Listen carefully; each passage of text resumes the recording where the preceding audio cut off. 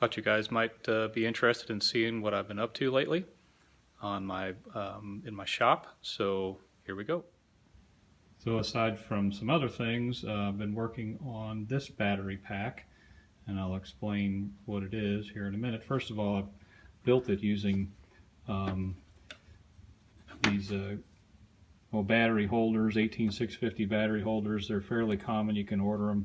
They're a 4x5 matrix, and they have these little dovetails on the end, so they're pretty easy to just sort of snap together, and you can make them as big as you want. And so that's what this is made out of. And then I've got 140 pretty decent capacity 18650 cells in this pack.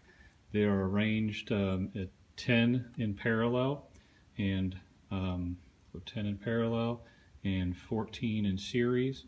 So like for instance in this first row, my positive is actually on the bottom side, so this is the negative side, all negatives, and these are all positives, all negatives, all positives. And these bus bars, they kind of alternate, so it sort of snakes through. The bus bars are just made out of 8-gauge copper, and I straightened them out as you've seen that before, bent them over the edge so that I'll have access to them. And oh, and by the way, I cut these wood dowels, so the wood dowels sort of stand up higher than my welds and everything else, so that I can flip the pack back and forth without having them sit on all these welds. And so what I do is I came up with this kind of neat, I think it's going to make the welds better, especially the ones across the bus bar. I just sort of use a Dremel and just cut a little slit in each place where my fuse wire goes across, and I think you can see the fuse wire, but basically, you know, the welds goes across there and it sits in that slit, and a weld there, and then that makes the series connection again back and forth over and over. And I'm going to stop here, and I'll give you a little bit of some statistics about what this pack will be capable of doing when I'm done. So my plan is to use this pack for an eventual electric bike, which I'm actually going to convert my old Trek mountain bike that I've had forever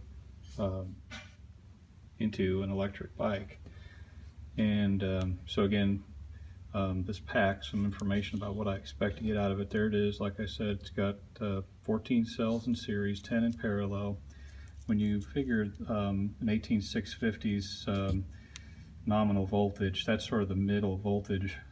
They charge all the way up to 4.2 and down to somewhere around 3. That's the lowest.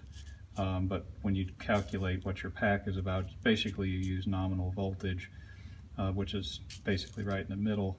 My average capacity for each of these cells is 2.6668 amp hours. So my nominal pack voltage will be 51.8.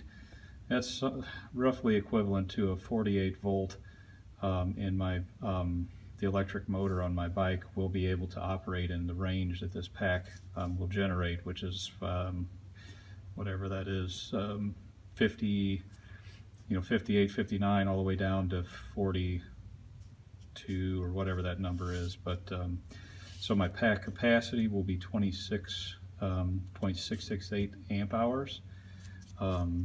In watt hours, that'll be 1,381.4 watt hours, or 1.38 kilowatt hours.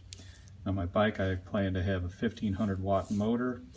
I have an expected top speed of 40 miles per hour, which, as I realize, is pretty wicked fast for a mountain bike. Don't expect I'd spend that much time at that speed, but with a reasonable speed, maybe in the 20 to 25 mile an hour range, I have an expected no pedal range of 55 miles with this pack. Of course, all this is just sort of based on computations that I've done and some research about what you can expect on certain size packs and so forth. So a little bit more about the build before I wrap this up. The pack I will be using this battery management system, and it's pretty neat. So each one of these leads, no surprise, there are 14, one going to the ultimate positive, the ultimate negative, and then each of the white ones feeds to each one of these in order. Of course, these are just they end up being monitoring and balancing leads. So the ultimate juice that comes out of this pack will obviously be coming out of much larger wires, but this battery management system is just for monitoring and shutdown. Voltages get too high. It also has some temperature leads, which I'm going to figure out a way to get sort of inside the middle of my pack. And another neat thing that it has is information out via a Bluetooth. And what you do is you install an app on your Android phone, which I've got a junky old one that's not connected I'm going to use. So you install the app and you can look at, once your pack is all made up, you can look at your cell voltages, not individual voltages, but each row, and then you can see that the battery management system is doing its job in terms of balancing when you recharge. And I will be recharging. The plan is using this MPPT solar charge controller. The idea would be I could charge the pack with some solar panels that I already have. And this one is kind of neat. It's a boost controller, so it basically takes a lower voltage and boosts it up to whatever voltage you need your pack to charge at, which will actually work out pretty good for what I plan on using it for. So that's what I'm going to be working on, finishing this pack probably sometime this week and moving on after that.